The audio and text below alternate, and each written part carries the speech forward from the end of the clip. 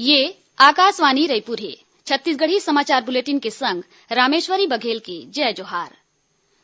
मुख्यमंत्री भूपेश बघेल हा किसान मन के कर्जा माफी और 2500 रुपया प्रति क्विंटल के दर ले धान खरीदीला कांग्रेस सरकार के एक बछर के कार्यकाल के सबले बड़का उपलब्धि बताइन है। कांग्रेस सरकार के कार्यकाल के एक बछर होय मा आज रायपुर के राजीव भवन में एक विशेष कार्यक्रम के आयोजन करेगीस। ये कार्यक्रम ला संबोधित करत मुख्यमंत्री ह कहिन कि छत्तीसगढ़ में कांग्रेस सरकार हा एक बछर में जौन उपलब्धि हासिल करे हे ओकर चर्चा देश भर में होवत है।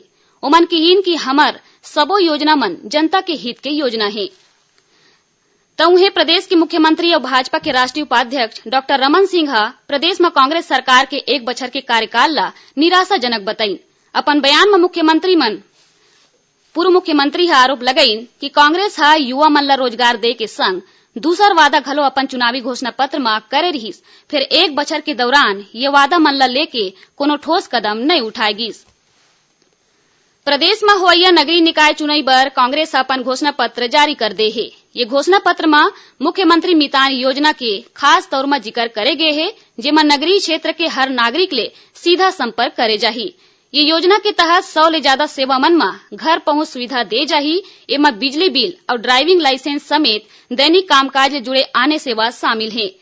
मुख्यमंत्री भूपेश बघेल आज रायपुर जगह के कांग्रेस भवन में घोषणा पत्र जारी करे के बाद संवाददाता मन ले गोट बात में बताइन कि मुख्यमंत्री मितान योजना के तहत बेरोजगार युवा मन ला मितान के रूप में शामिल करे जाही। एकर ले करीबन 10,000 युवा मन ला रोजगार मिले के संभावना है। कांग्रेस के घोषणा पत्र में माइलोगिन मन बर प्रसाधन और पुस्तकालय के संगे संग युवा मन बर आने वार्ड में जिम स्थापित करे के बाद घलो के हैं। दंतेवाड़ा जिला में आज सुरक्षा बल मन 2 जन माओवादी मन ला गिरफ्तार करीन है। इकर ऊपर 1-1 लाख रुपया के इनाम घोषित रहिस। मिले जानकारी के अनुसार डीआरजी और जिला पुलिस बल के संयुक्त टीम तलाशी अभियान में निकले रहीन। इही दौरान मार्जुम इलाका ले ये माओवादी मन ला पकड़े गिस। गिरफ्तार माओवादी मन ले डेटोनेटर, बैटरी और दैनिक उपयोग के आने जिनिस बरामद करे गए है। सतनाम पंथ के प्रवर्तक बाबा गुरु घासीदास की जयंती काली पूरा प्रदेश में मनाए जाही। ये मौका में राज्यपाल अनुसुईया उइके और मुख्यमंत्री भूपेश बघेल हा प्रदेशवासी मन ला बधाई और शुभकामना दीन है। अपन संदेश में राज्यपाल और मुख्यमंत्री हा कहिन कि गुरु घासीदास हा दुनिया ला सत्य, अहिंसा और सामाजिक भेदभाव के रद्दा ला नहीं अपनाना चाहिए। ओमन सबो मानव जाति ला मनखे एक समान के प्रेरक वाक्य के माध्यम ले ये संदेश दीन कि सबो मनखे एक समान है। वे राजधानी रायपुर में काली बाबा गुरु घासीदास जयंती के मौका में शोभा यात्रा निकालेगी। प्रदेश में अवैया जनवरी-फरवरी महीना में होवैया त्रिस्तरीय पंचायत चुनाव बर प्रशासनिक तैयारी शुरू हो गए हैं। यही कड़ी में सहायक रिटर्निंग ऑफिसर और मास्टर ट्रेनर मन बर प्रदेश स्तरीय प्रशिक्षण कार्यशाला आज रायपुर में आयोजित करेगी।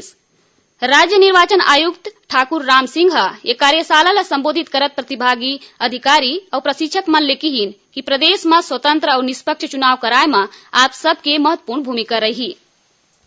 प्रदेश में 16वीं जनगणना के काम मोबाइल ऐप के जरिए ले करे जाही। एकर बर तैयारी शुरू कर दे गए है। ये संबंध में मुख्य सचिव आरपी मंडल आज मंत्रालय में बैठक करीन। बछर 2021 में होवैया जनगणना ला प्रभावी ढंग ले लागू करे और एकर तहत आने प्रकार के जानकारी सकेले बर गठित अंतर विभागीय समिति के बैठक में मोबाइल ऐप के उपयोग के जानकारी देगी। ये मोबाइल ऐप में जनसंख्या ले जुड़े जानकारी जुटाए बर ऑनलाइन और ऑफलाइन दोनों तरीका अपनाए जाही। बैठक में बताया गई कि जनगणना काम के संबंध में संभाग आयुक्त और कलेक्टर मन ला वीडियो कॉन्फ्रेंस के जरिया ले अवैया महीना में जानकारी दे जाही।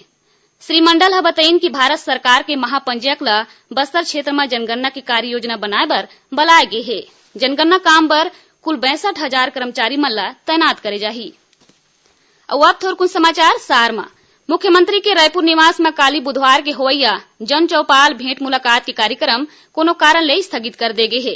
बेमेतरा जिला के गोहड़ी कला गांव में 2 गाड़ी के बीच होए टक्कर में एक मनखे की मौत, उन्हें 2 लइका घायल हो गिन और रायपुर पुलिस अंतर्राज्यीय पत्थरबाज गैंग के आरोपी मन ला गिरफ्तार करके उनकर तीर ले करीबन 25 लाख रुपया के सोना चांदी के गहना बरामद करे है।